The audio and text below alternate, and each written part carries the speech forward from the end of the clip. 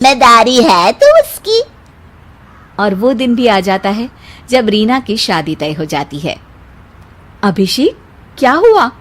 आप इतने परेशान तो कभी नहीं दिखे। कोई बात है तो बताइए मुझे। अरे शिवानी, वैसे तो शादी का सारा इंतजाम हो गया है, लेकिन गहनों का रेट तो आसमान छू रहा है। कैसे क्या करूं, कुछ समझ में ही नहीं आ रहा। थोड़ी देर में शिवानी अपने पूरे गहने अभिषेक के सामने रख देती है। ये लीजिए, गहनों का इंतजाम भी हो गया। अरे नहीं नहीं शिवानी, मैं ये गहने किसी हालत में भी नहीं ले सकता। ये तुम्हारे पिता ने तुम्हें दिया था और तुम हो कि। तभी वहां सास आ जाती है। अरे तो क्या हुआ, इसकी तो हो गई ना शादी, अब किसे दिखाने हैं इसने गहने? सास गहनों का डिब्बा शिवानी के हाथ से लेकर वहां से चली जाती है। रीना की शादी धूमधाम से होती है और अब वो बड़े घर की बहू बन जाती है। वहीं रीना की शादी के बाद शिवानी और अभिषेक उसकी शादी के कर्जों से डूब जाते हैं।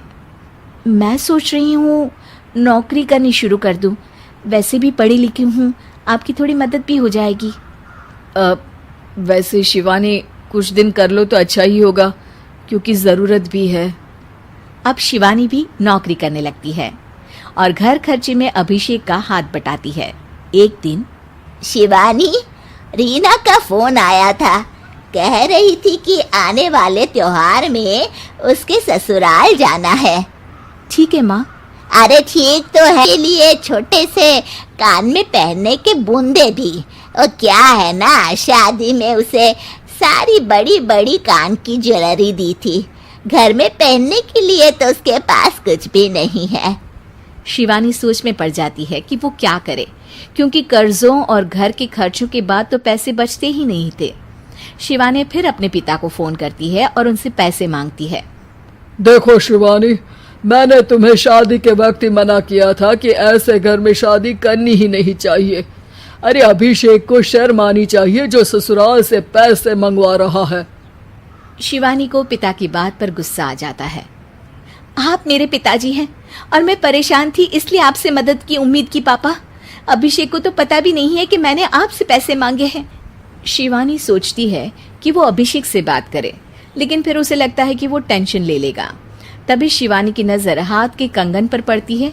सीधे बाजार जाती है और उसे बेचकर ननद के घर ले जाने का सारा सामान लेकर आती है और सास के सामने रख देती है।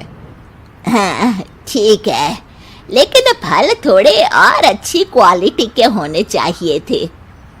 शिवानी कुछ नहीं कहती, वहां से चली जाती है।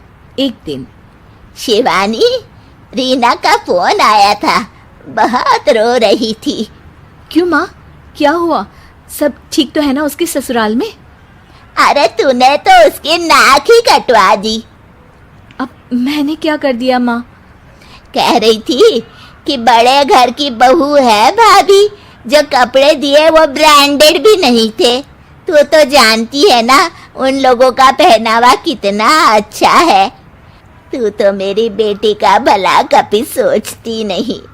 हाय भगवान, अरे बड़े घर की बहू है, इसी बात की जलन है ना तुझे?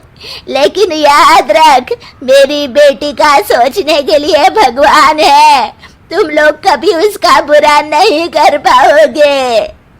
अब शिवानी के मन में सवाल था कि क्या ईश्वर सिर्फ रीना के साथ है, उसके साथ नहीं?